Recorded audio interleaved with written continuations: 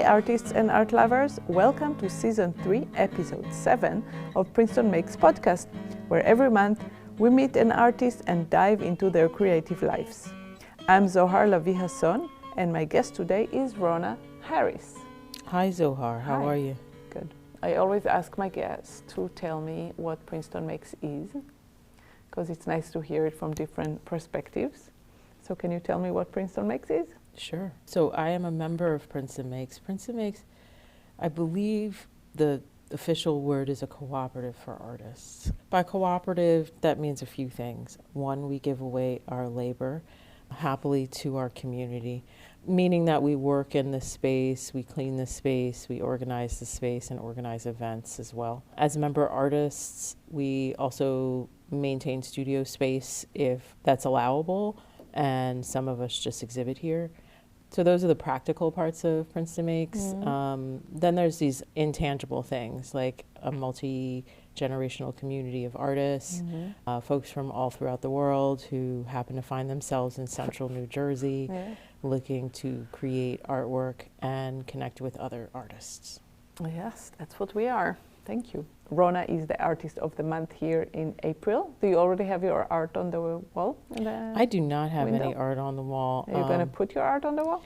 Yeah, but I'm a professional procrastinator, so that will happen sometime during the end of April the 1st, the day of. Okay, which is today? That's today. Okay. So good luck. You have a busy day. So Ronah's art will be on the wall, starting hopefully tomorrow. Also, she has an artist talk that we'll talk about later. She's doing the podcast, so it's all eyes on Ronah this month. How do you like it? Tricky. Yeah?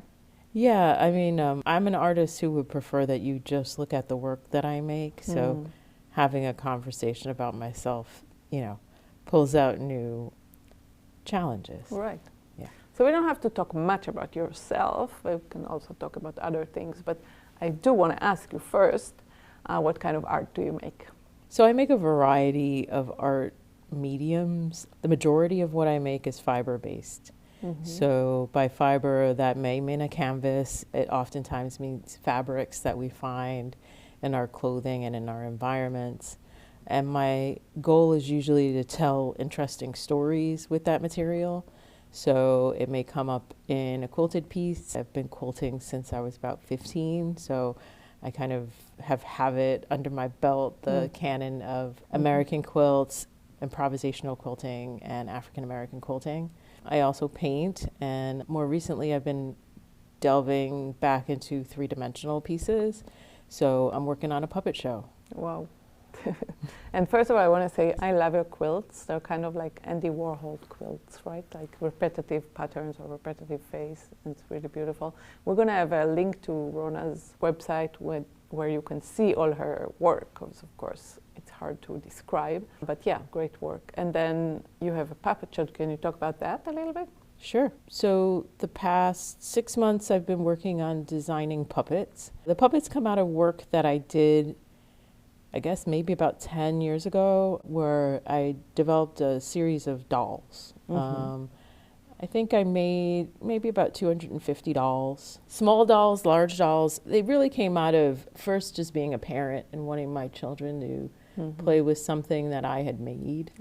And then, you move away from more toxic materials when you're a mom. Right. So I really went back into fabric and fiber, thinking, what do I want to make? I didn't want to make quilts at the time. And I started making all these just three-dimensional shapes that are dolls. Most of the dolls are now private spaces. A lot have been, either sold or given or exhibited.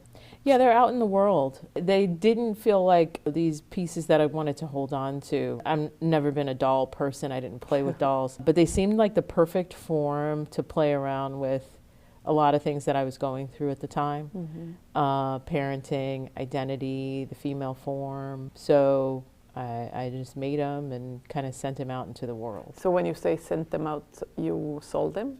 Some were sold, some were given away, some are on lend. A bunch of them are in a museum in Philadelphia. Oh, cool. Called the Colored Girls Museum. Really? It's an alternative museum space that was designed by a woman named Vashti Dubois. She created it as a space dedicated to women of color, Yeah. particularly Black women, and telling their stories. Cool. That's great. Let's talk a little bit about how did you get to be an artist and how did you get here? Okay, very quickly, I think I was born an artist. I don't think you choose the route. So I've always made things. I've always been in a community of makers, always been sort of like pushed towards theater, music, and a lot of art. Where did you grow up? I grew up in New York City in the 1980s. Ooh, I grew up on Staten Island by way of Brooklyn with grandparents every weekend. My parents were both artists, so there wasn't really a choice in entry into the art world and the communities of people that are creators. I quickly decided I didn't want to be an artist.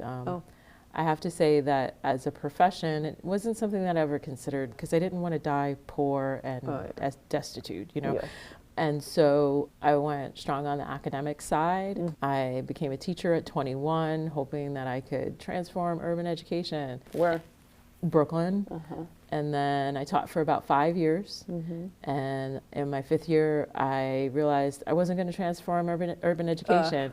Like, it's a little bit too big for one person to kind of punch out the problems. So I went back to graduate school and I kind of stayed in higher ed, you know, studying psychology, the human mind, creativity. In that time, I also started working as a corporate creative. I worked for Sesame Street, produced a couple of television shows. Wow. I did the work that I really wanted to do, which was educate, and I actually kind of folded right back into the arts in that way. But wait, what did you do at Sesame Street? That's very exciting. I was part of the creative development team. We're challenged with deciding what goes on air. So Sesame Workshop is a large production company. The show that I worked on was The Electric Company. So that's from an idea and a seed to actually going into digital spaces, both television and online. Yeah. Did you enjoy that? It was amazing work. I was super well trained, probably around some of the most creative people that I've ever worked with. I would say it gets to be stifling when you're selling your creativity to others. So for me, it wasn't a great match in the long run. Yeah. And I think that's probably why I leaned into just becoming more of a academic. Yeah. So teach, hone the skills. What do you teach? Do you still teach in the academia?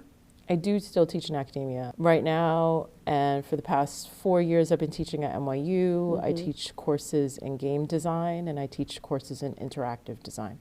Oh. So I typically am the person who gets bought in when projects and ideas need to be digitized and interactive.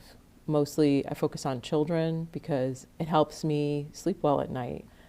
I try to produce, you know, educational content and content that is representational and offers children really great models for how we can make a better society. So sometimes I'll get a company, they have a toy product, they'd like to figure out how to turn it into a television show. Sometimes I'll talk to a book author and they're looking to figure out how to turn it into games. I guess my company has been really good at organizing strategies for really good educational content for children in lots of different platforms and lots of different ways. Okay, so you have a company too? Yeah. Okay, wow, you are a multi-doing person. How do you have time to make art and puppets? It's a great question. In my sleep. Okay. You also have kids? Yeah. Yeah.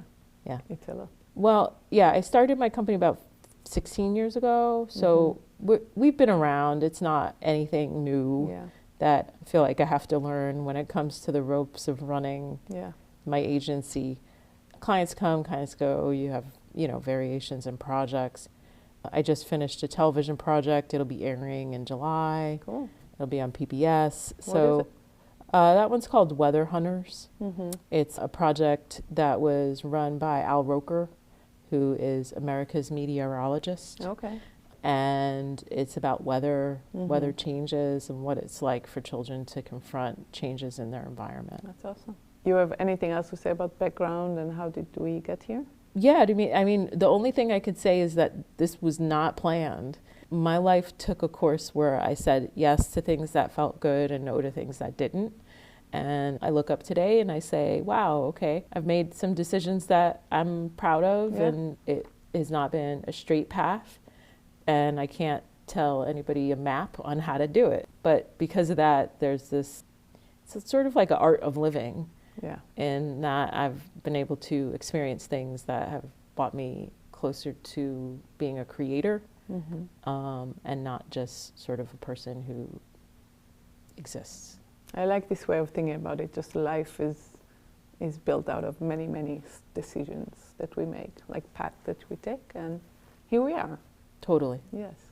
And how did you get here to Princeton and to Princeton Makes? I moved to this area about 8 years ago. I gave Philadelphia a try after I left New York. Yeah. And Philadelphia is its own city, full of arts, full of culture, full of sculptures. Also, unfortunately, full of homelessness and what I would consider depravity from our perspective of taking care of other human beings. And so it was a tough city to live in. Yeah. So we found Princeton was like in between New York and Philly. Yeah. And how did you get to Princeton Makes? Oh, this was interesting. This space was a space that was used for pop-up events. Right. By the Arts Council of Princeton. Oh. And I participated in one of those pop-up events called the Sauce of the Goose, which is a kind of a holiday period. Like a fair. Yeah, it's a bit of a holiday fair. I bought out my dolls. I bought out some quilts. It's about like I said, about 8 years ago. Yeah. And it was an empty space at the time. And I thought, okay, this is cool. I hope that they continue to do events and things we can participate in. And then someone told me that studios were starting to come in. So one day I think I swung by, it must have been about 6 months in when people had already moved in. I'm not the first one in the water. I usually like to watch and see if it's too cold or too hot. Yeah, I remember you were like on the fence. There was a little time. I'm an observer. Yeah. I like getting information first. That's good. And someone told me, hey, call Jim. There's places now downstairs because upstairs it got filled. I said, oh no, did I wait too long, right? And it wasn't too long. I packed up my artwork out of my home for the first time in my life. Wow. I've never had an outdoor studio. I've never had a place that's just mine. I have always worked in living rooms and bedrooms and kitchens and any space that I could carve out. Right. I have transformed walk-in closets. Yeah. And so this was amazing to me to have a place, and I didn't know what to do with it for a year. Oh my God. So everything just sat, and it was this understanding that I had like moved. I myself had shifted from an art practice that I did at night when my kids were sleeping, or on a weekend when it was just too cold to go outside, into something that could tangibly be part of a dialogue. And how did you like that? I was terrified. Yeah. Yeah. It was an extremely personal thing. Right. I'm very private. And to me, it also pulled out all these things of growing up in the art community. Yeah. Yeah. I grew up with a privacy Yes. that in some ways is a luxury. Do you have siblings? I do. I had an older sister. She passed away maybe about 7 years ago. She was an artist. I'm sorry. I didn't know. Yeah, it was very difficult to lose her. Sure. She was a phenomenal artist. Wow. And we had a private conversation going on. And I remember in my 20s, people would come visit my apartment, and they would always be shocked and surprised. They knew me externally, and they understood some of my work, but they didn't really understand all of it. Yeah. And so suddenly they saw all this craft and fabric and I think people were surprised by the quilts. They were surprised by the paintings. Yeah. And I think people were genuinely surprised that I was making. Right. And the quantity of what I make, because when I start making, I'm a very high production person. And also in my 20s, I had while I was teaching, I always went out and sewed. So I had this kind of strange experience in life. I had an older sibling who was a phenomenal artist, right? She's won Emmys for her costume designs. She was the designer of Victoria's Secret's wings. Ooh, wow. So she was top of her game. Yes. And she would carry me around to projects as an assistant. Okay. And so I've been in every one of the major ateliers and the studios and worked with designers and just as a kind of like kick it to the little sister person. Yeah. But I didn't realize I had been like masterfully trained. Yes. And probably that was better than any education I would have ever paid for at any university.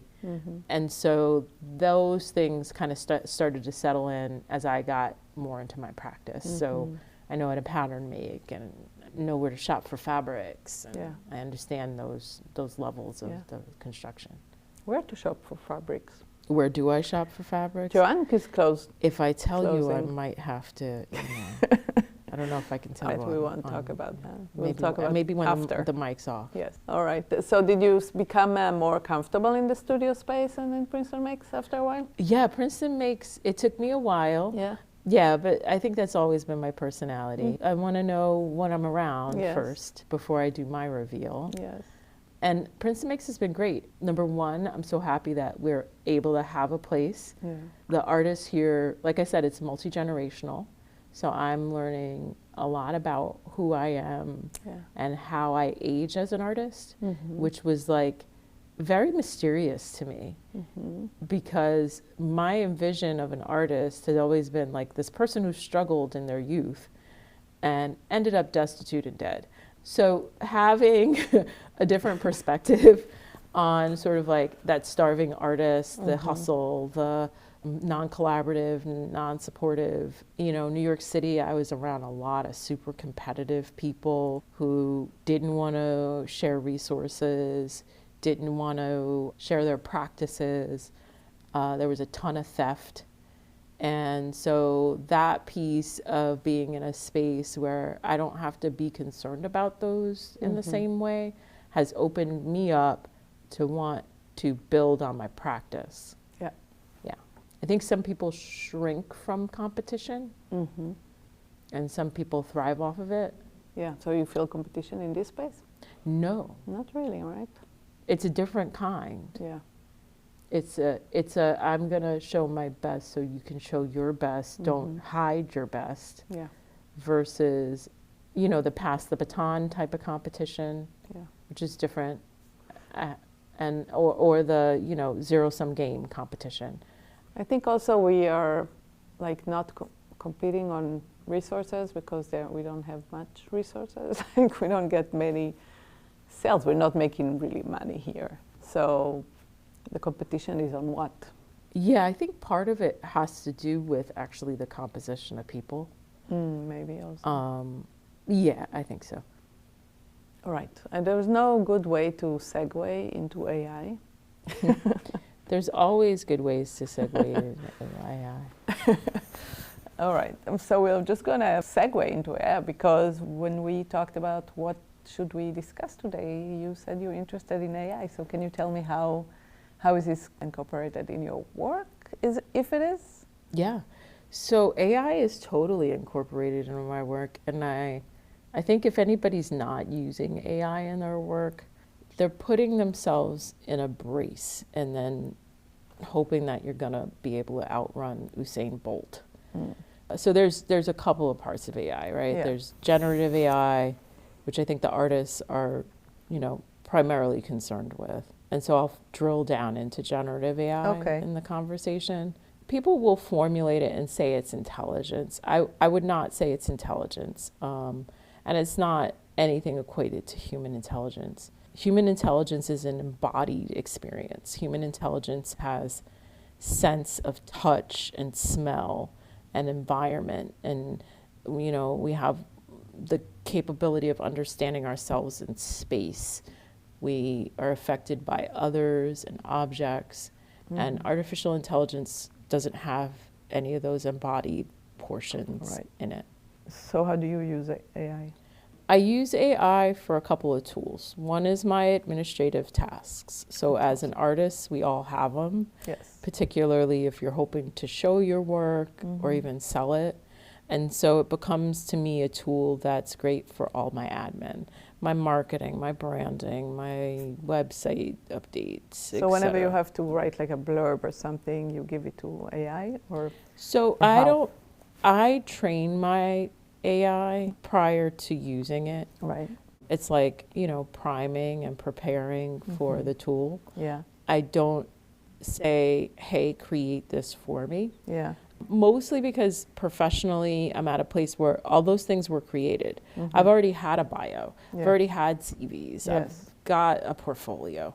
I use AI to translate it so that if it's outdated, it can, make it more modernized. Yeah. If it needs to be tailored to a certain audience, it can do that tailoring. If it needs to be shorter or longer. Absolutely. So it becomes an editor in some ways. But I'm the final editor. It's like kind of like a junior editor. Yeah.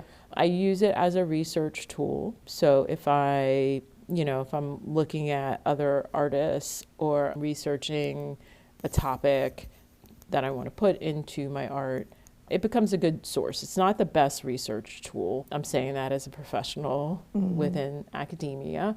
It is very different than when I was actually in a stack in a library. Yes. Because number one, AI doesn't have access to everything that's in our libraries.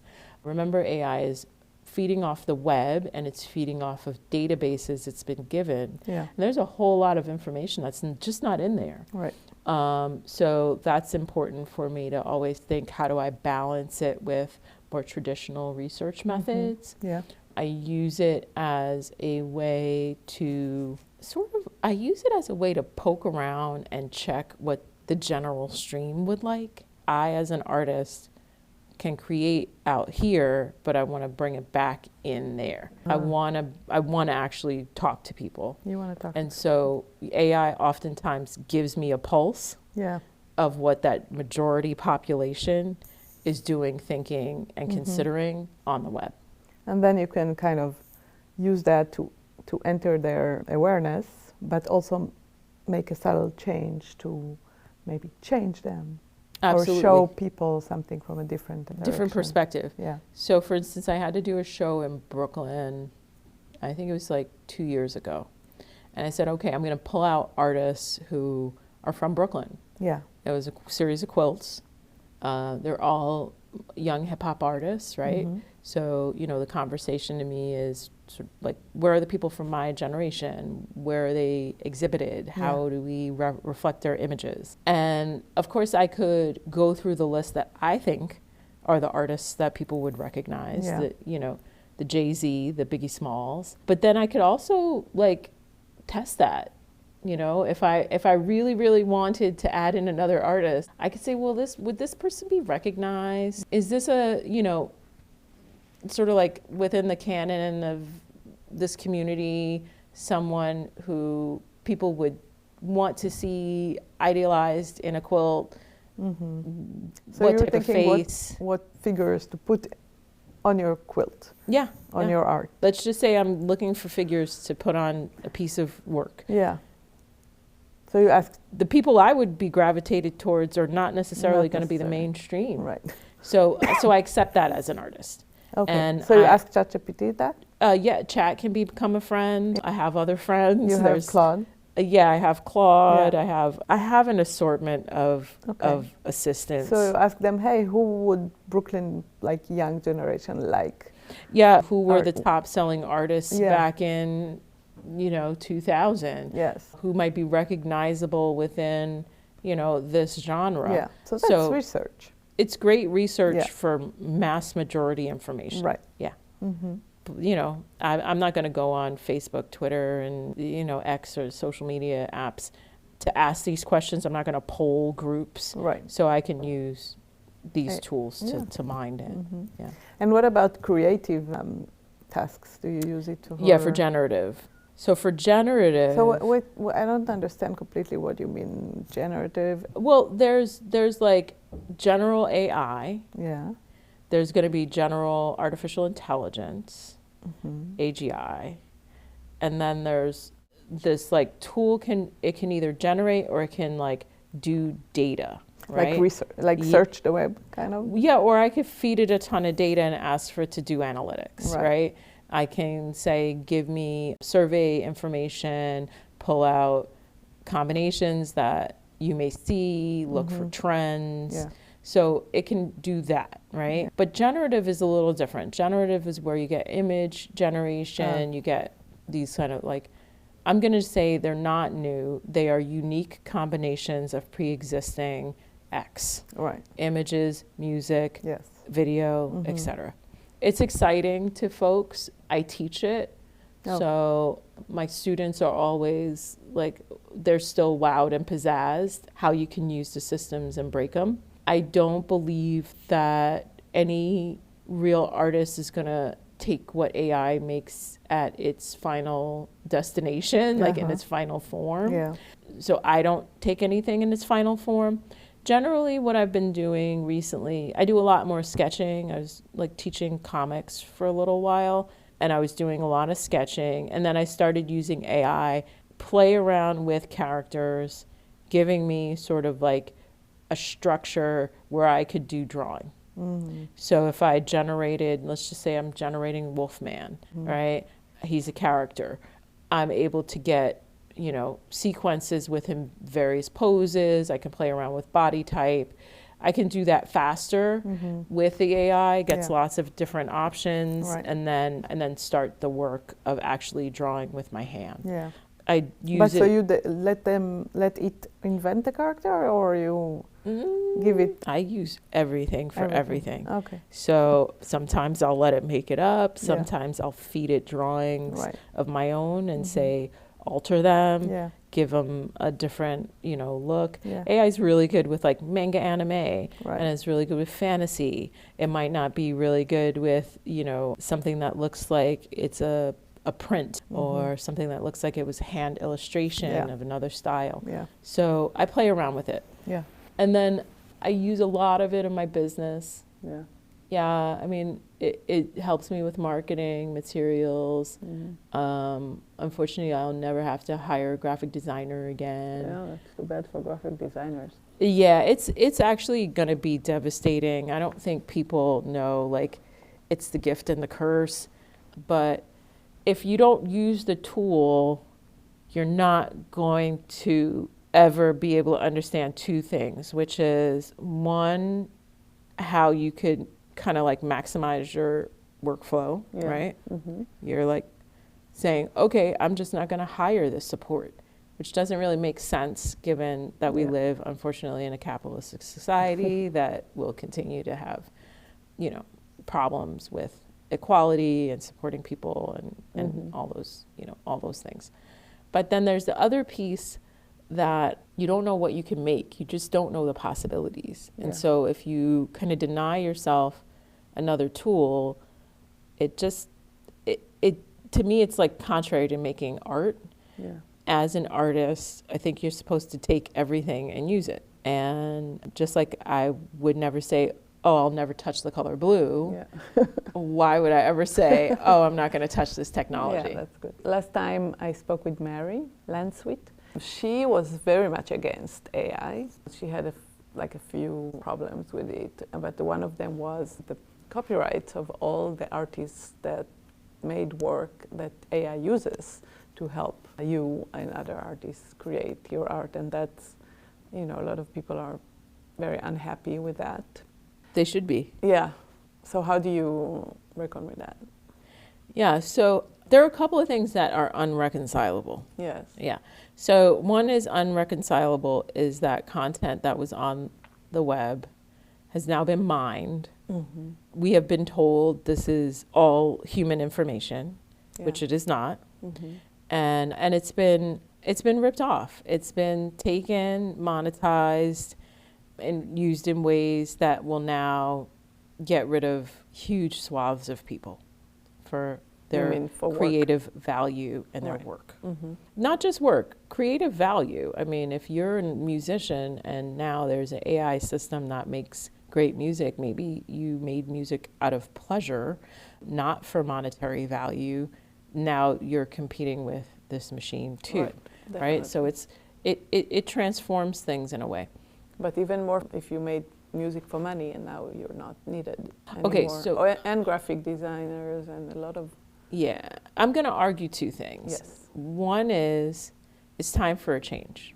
Okay. Having been a corporate creative, knowing a lot of people who've created in environments, creatives have not been paid for a long time. And so if we're going to pretend that because a couple of creative directors got nice salaries, that real creatives have been taken care of in the current economy, I think we're lying to ourselves. But then there's another piece, which is the other value of humanity.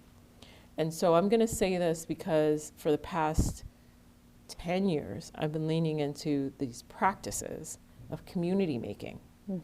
I bought my dolls out and taught sewing. Yeah. I had conversations with people and let them touch my artwork. I've been in small spaces, large spaces. I've been invited, I've been uninvited. Yeah. But I've been an artist throughout all of it in tandem with community, with other human beings. And so I think that that's where I ended up with back to my puppets, back to like fiber work. You know, no one can tell me a machine can make that happen. It's completely covered with human. Yeah. You know, I say, yes, it's awful that all these people, and it's going to be more than just the graphic designers. Yeah. You know, yes, I think it's awful. I also do see that creativity will be, if the artists sort of like do what they're supposed to do in this moment, their value actually goes up, right? Yeah. So no longer am I saying, oh, I need to publish 10,000 books. It's, I need to create beautiful prints. And the people in my community actually need to value the art, value me, be in dialogue, be in conversation. And so I think if you push into being more human, all our concerns about what AI will take away will sort of like be a little more dissipated. I also don't think AI makes good artwork. That's just like the other piece to this.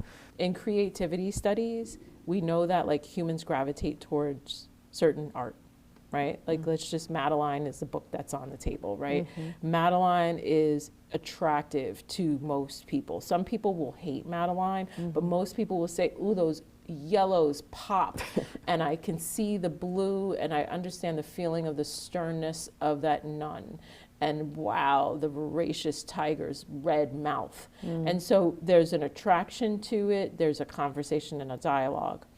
I think most people have already decided that we're in the uncanny valley with AI. AI makes stuff that works for telling a quick story, for marketing, for getting people's attention, for maybe communicating things, but it is not beautiful. Well, yeah, but it can be, like it will be. Some of it. Well, yeah, when you look at AI art online, it's a bunch of really tacky, like ugly things. Yes. But I'm sure if you give it the right prompt, you can make beautiful things out of it. I don't think AI can make texture. Right. Well, if you ask it to make texture. You mean something that looks like texture, not real texture. It will look like texture, but it'll never be a painting that actually, when you stand in front of, you can see that an artist has gone layer by layer by layer. Like it doesn't have the physicality to it. Also that can happen, because if you have like a 3D printer and you give it an AI makes a whatever design, and then, you know, I think we are going down a slippery slope with this. Yeah. But I think what you're saying about community and like local and the value of being human and making art as a human, that can be like the main change that can happen. There will be all this AI art and like you have IKEA balls, and then you have the handmade balls that you can buy in your community, which are much better, more expensive, but you know who made them and you value them more. So I'm going to also challenge this, where I don't think actually locally should be more expensive. I think at some point, and I don't think we're there yet, Yeah. I think at some point we're going to make it more reasonable for human beings to get back into the artisan and the craftsperson and the local support.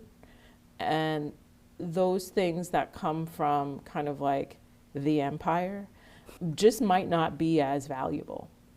You mean the IKEA ones will not be as valuable? Absolutely. I think about it as fashion, for Yeah. instance.